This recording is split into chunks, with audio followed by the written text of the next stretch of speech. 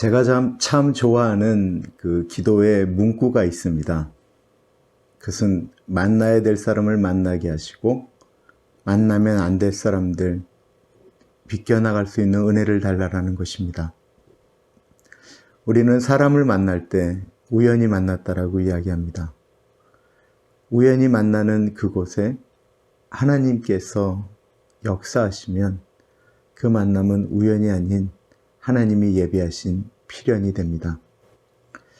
오늘은 사도 바울이 고린도 교회를 개척할 때 그 창단 멤버였던 아굴라와 브리스길라 그 부부를 만났던 만남의 축복을 말씀드리고자 합니다.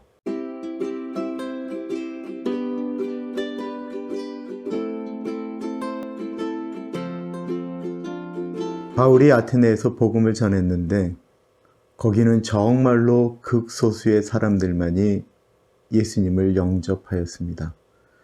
사도 바울이 헬라 철학에 능통하였고 그들과 논쟁을 하였는데 얻은 것이 없었습니다.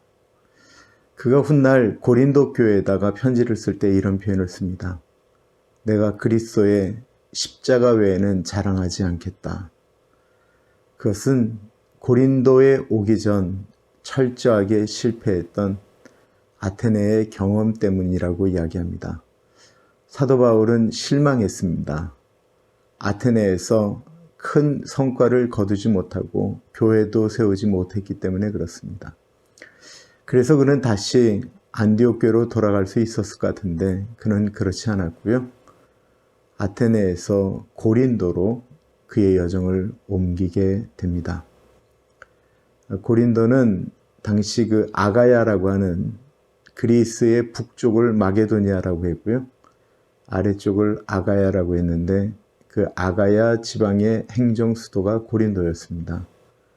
거기까지 사도 바울이 아테네에서부터 한 3일 길을 거쳐 고린도로 간 거죠. 고린도는 행정 도시였을 뿐만 아니라 거기도 항구 도시거든요. 항구 도시는 대부분 다 음란합니다.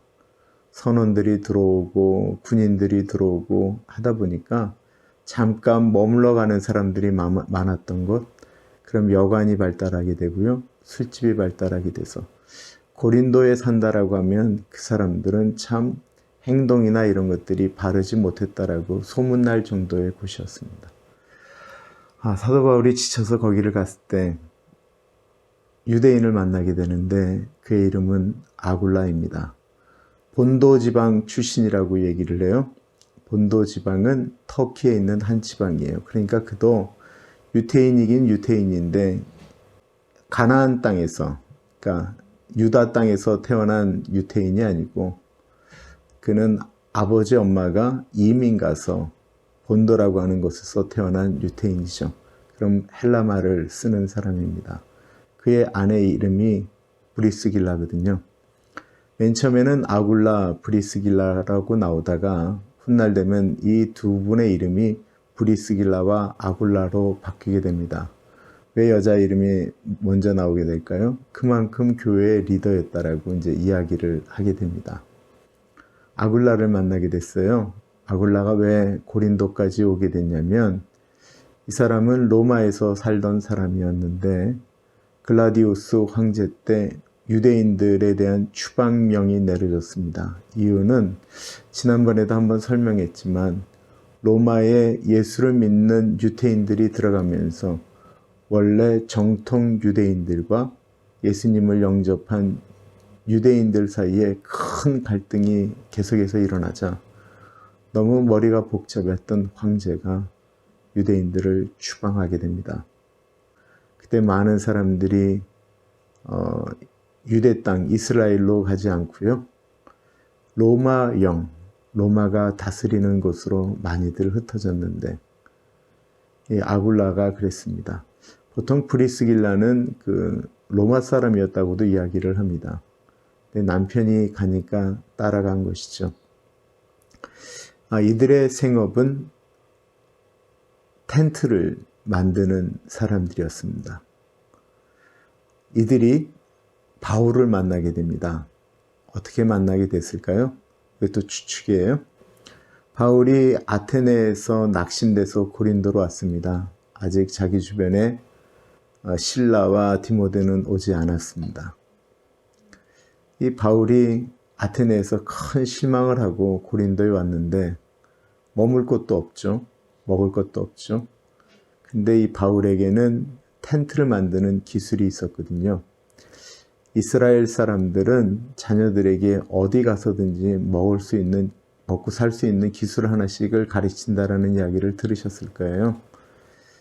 이 바울이 자라난 다소가 이렇게 가죽 제품을 만드는데 유명했다고 합니다.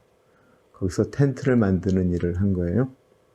그러니까 일을 찾다가 간 곳이 아굴라와 브리스길라가 하는 텐트를 만드는 곳이었다라는 것입니다. 거기서 같이 일을 하면서 그 집에 머물게 되어집니다.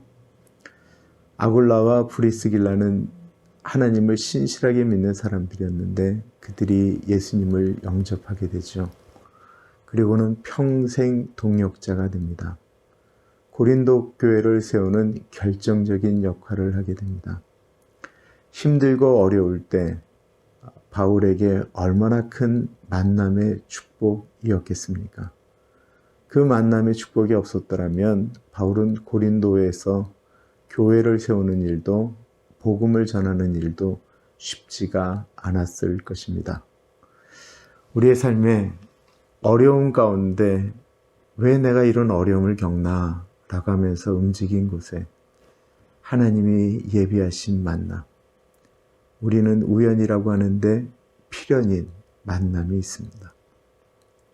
그런 만남을 얻기 위해서는요, 우리는 끊임없이 기도해야 됩니다. 하나님, 만나야 될 사람을 만나게 하십시오. 만나면 안 될 사람들 비껴나갈 수 있는 은혜를 주십시오. 우리들의 자녀들을 위해서도 끊임없이 기도해야 되는 내용입니다. 바울이 여기서 나아가서 복음을 전하기 시작했습니다. 예전처럼 고린도 회당에서 복음을 증거하게 되었습니다. 바울이 편안하게 그렇게 복음을 전할 수 있었던 이유는요, 브리스길라와 아울라 집에서 머물면서 복음을 전할 수 있었기 때문에 그렇고, 훗날 이 집이 고린도 교회가 되어진다라고 일반적으로 이야기를 합니다. 만남의 축복이 있었기 때문에 안정적으로 복음을 전했고요. 그 집은 하나님의 거룩한 성전이 되었습니다. 그리고 여기서 그 자비량 선교에 대한 얘기가 나오게 되어지죠. 바울이 텐트를 만들면서 자급자족하였기 때문에 자비량 선거, 보통 자비량 선거를 신학적으로 그냥 텐트 메이커라고 이야기하는 이유는 바울과 브리스길라 아굴라가 텐트를 만들면서 일을 하였기 때문에 그렇습니다. 기가 막힌 만남 가운데 하나님의 은혜가 흘러가게 되어졌습니다. 실망하고 낙심해서 좌절하고 있었는데 만남의 축복을 통하여 서로 일어날 수가 있었습니다. 바울을 때문에 아굴라와 브리스길라는 세상의 소망 되시는 예수님을 만나게 되었고요. 브리스길라와 아굴라 때문에 바울은 안정적으로 일을 하면서 복음을 전할 수 있게 되었습니다. 여러분들, 만남의 축복을 위하여 꼭 기도하십시오.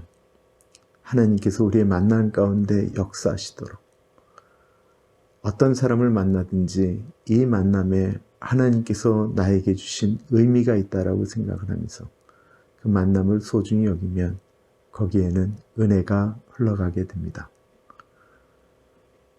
기억나시는 만남들이 있죠?